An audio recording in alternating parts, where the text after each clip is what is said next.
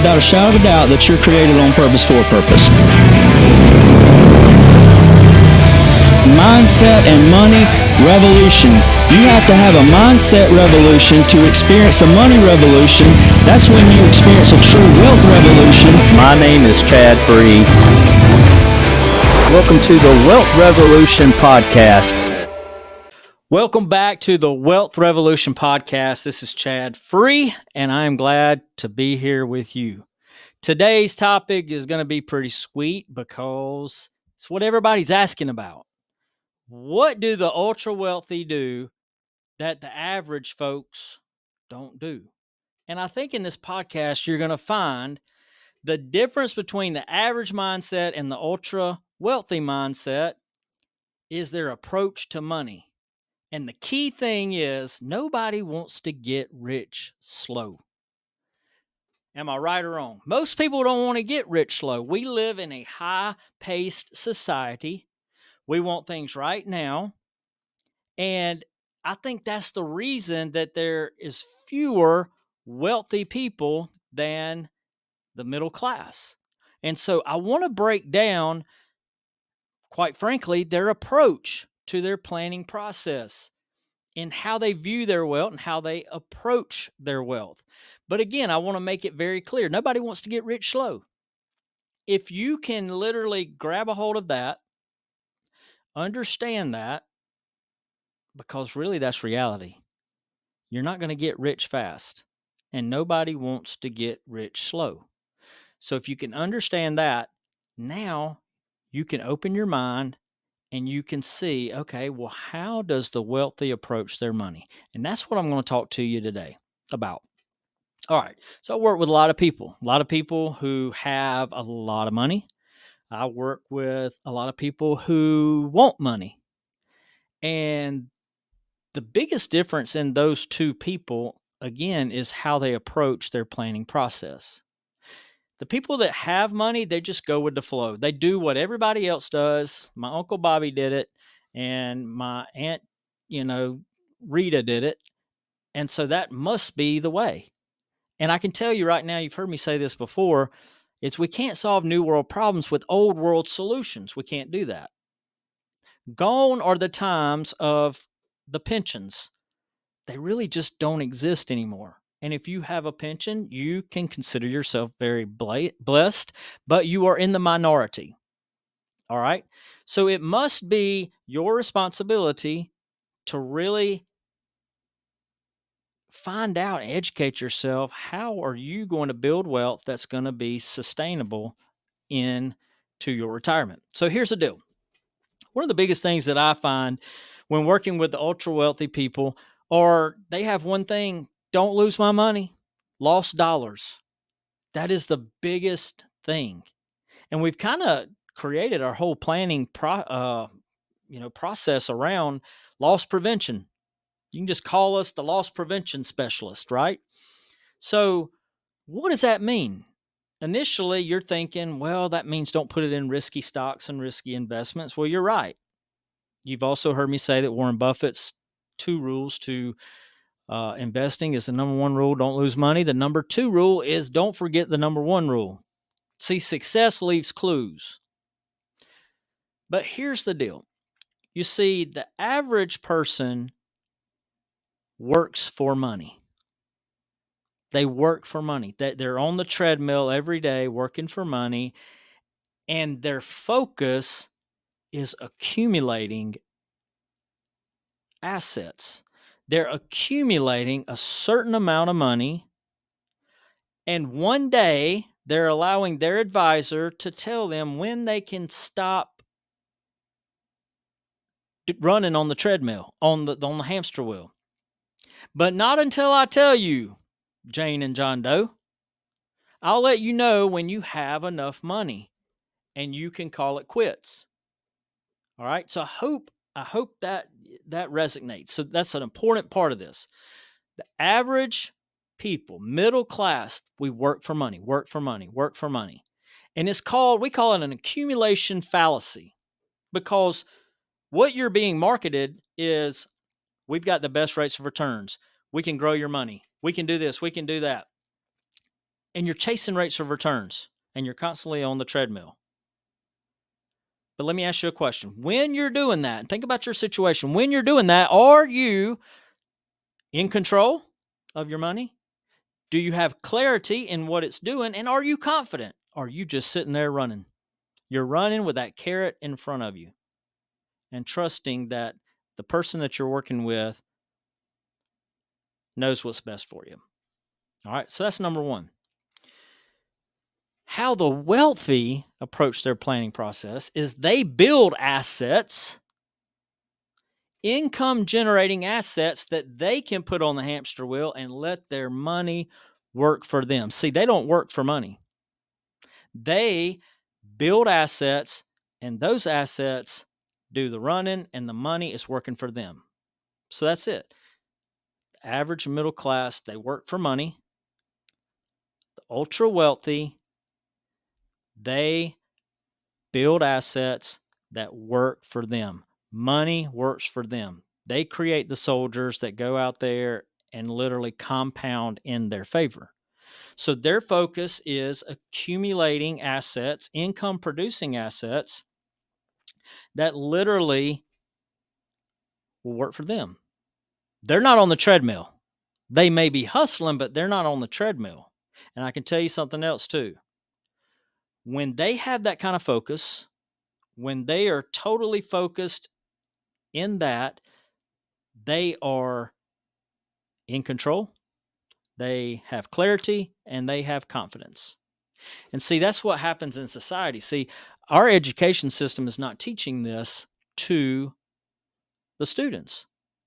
People who do find themselves wealthy, people who do find themselves, generating these assets that create income, they've usually learned that from another family member or a mentor or somebody that's passed that knowledge down.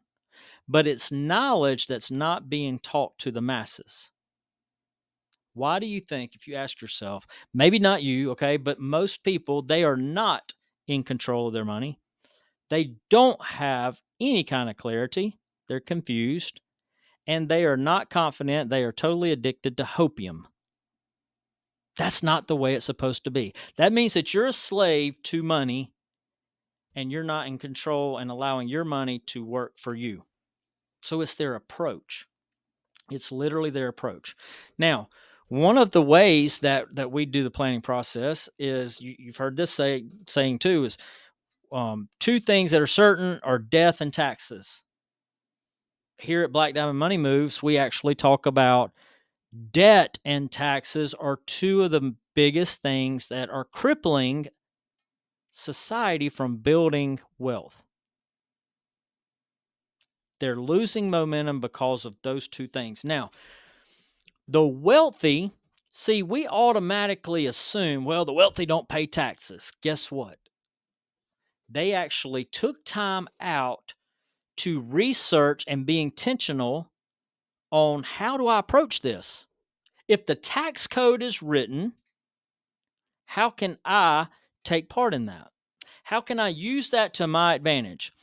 Average and middle class, they just pay what they're told to pay. They go with the flow. Do you understand what I'm saying? They go with the flow. Somebody else is controlling them. They are not in control. It's about being proactive and taking the initiative. Am I taking advantage of every tax code, tax advantage that I can? They're just being intentional. What about debt? All right. You can listen to a past podcast of that. So many people are so focused on APRs, which I call all potential reduced, right? Because it's slowing people down from building wealth. I'm not saying anything bad about debt, but people, let me tell you something. The ultra wealthy, they use debt as a wealth building tool. And you can too, if you know how to do it. So it's all about the approach. The average and middle class are one-dimensional. I'm going to jump on this treadmill and I'm going to chase rates of returns. And I hope that my portfolio does well. And one day when it does well enough, I can jump off of this treadmill and guess what I can do? I can retire. Now, you save this amount of money. All right, we're going into part 2 now. You save this amount of money because you're addicted to this accumulation fallacy, because that's what it is, a fallacy. You're focused on the nest egg and building that pile, confused the whole time you're building it. You're not even thinking about the income. So we're working our entire life to sometime and eventually not work. When we get to that point in time where we're no longer working, what do we have to do? We have to have income. We got to have income. So my question is, why are we not looking for ways to generate income sooner than later? We do what people tell us to do this whole time, most part of our life, and then we worry about income toward the end. You see, the ultra wealthy, they're generating income off the bat. They're not working for money. Remember, they have their assets working for them, generating income. Now, in another podcast that I talked about, even the traditional financial industry, they have all these people as clients.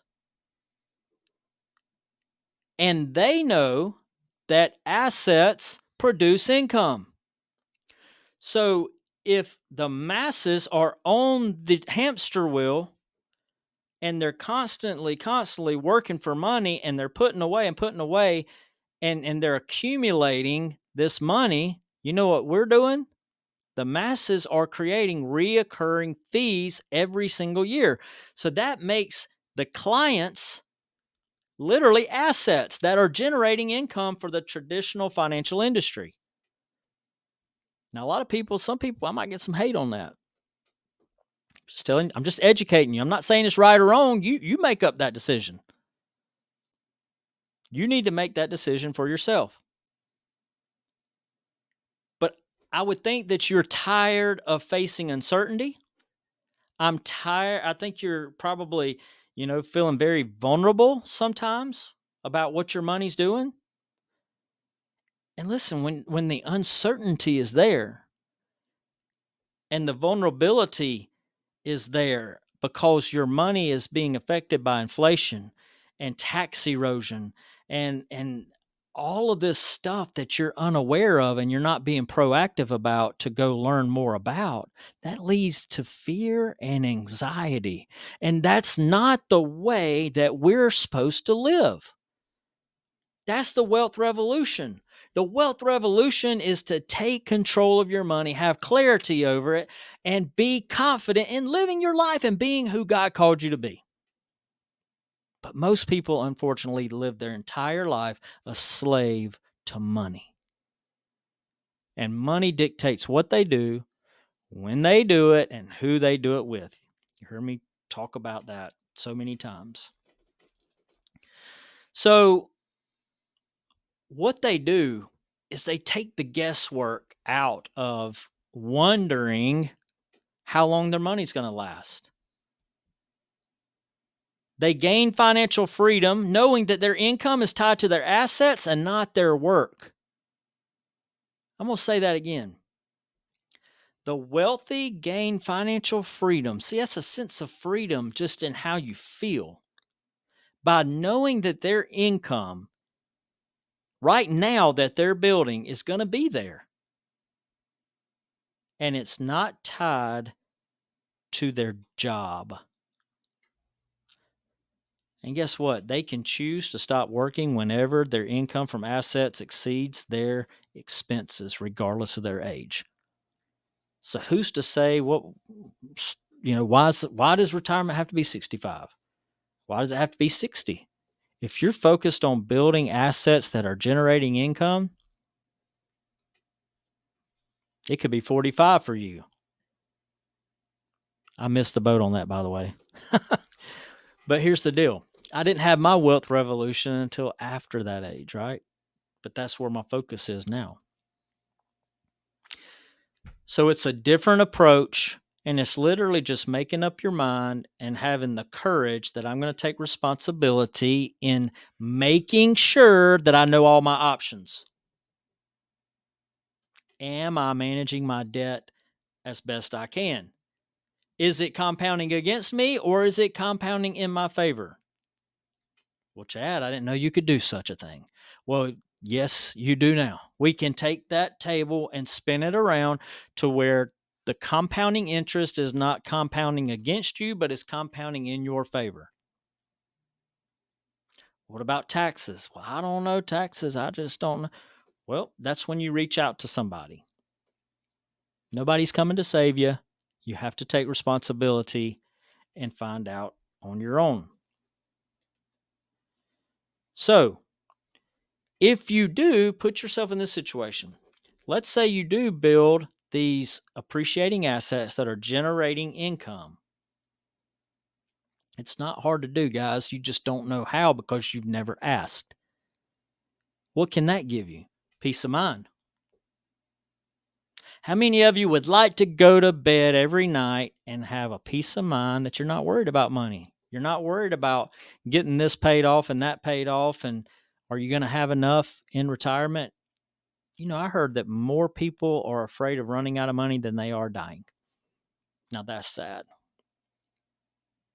Flexibility. You have flexibility when your assets are generating income for you. You have flexibility to go on vacations that instead of going 2 times a year, you can go whenever you want because you have income. And most importantly, you have control, which leads to confidence. No more hopium. See, I've worked with so many people, but a couple that come to mind. Literally, their advisor was telling them 3 more years, you can get off this hamster wheel. You need about X amount more, and then you're going to be just fine. And they gave them the figure. Their yearly annual salary, their yearly retirement income. But 3 more years, you keep going. Don't give up. Can you sense the passion that I'm talking about? They talked to me and literally they could get off the hamster wheel the very next day and they could have 20% more than what this person was telling them they could have in 3 years if they kept on that hamster wheel. And guys, that's not right. That's why this old country boy gets yayed up, because when the toothpaste comes out of the toothpaste tube, you can't push it back in there. I've seen it. I know about it. And it's not being shown to you because the traditional financial industry, you heard me say it before, they're not invested with you. They're invested in maintaining control of your portfolio. And that is just not right. So ask yourself, do you have control of your financial future? Do you have control of what your money's doing for you right now? Are you in control? Do you feel in control? Do you have clarity on what you're doing? What are you investing in? And are you confident that you're going to reach your goals? Or are you confused as all get out and you just hope for the best? And is it worth asking yourself, is there another way or a next step that I can take just to make sure that I'm covering all my bases, that I'm taking advantage of all tax codes, or I have spun the tables on the compounding interest, and I am turning my debt into wealth? How confident are you? I believe everybody has a next step to become better, and even the best can become better. So that's what I want to leave you with. What is your mindset? What are you focused on? And is there any interest in finding out exactly the money moves of the wealthy, how it would look in your situation. And I promise you this, you can be in control, you can have clarity, which will give you confidence. All right. So, with that being said, I just want to say that it takes a mindset shift to have a money revolution. But when you experience that, that's what the wealth revolution is all about. It's having your money work for you instead of you working for that money. I hope you got a little something out of that today. Make sure that you click on the link if you want to connect with me. And also, hey, don't forget the Wealth Revolution. The guide to the Wealth Revolution is right here in my new book, Mindset and Money Revolution. It's how to build true wealth. That's what the Wealth Revolution is all about. How to build true wealth. And true wealth is an abundance of everything that you value. And it's really built from the inside out. So until next time, thank you so much. God bless you and have a great one.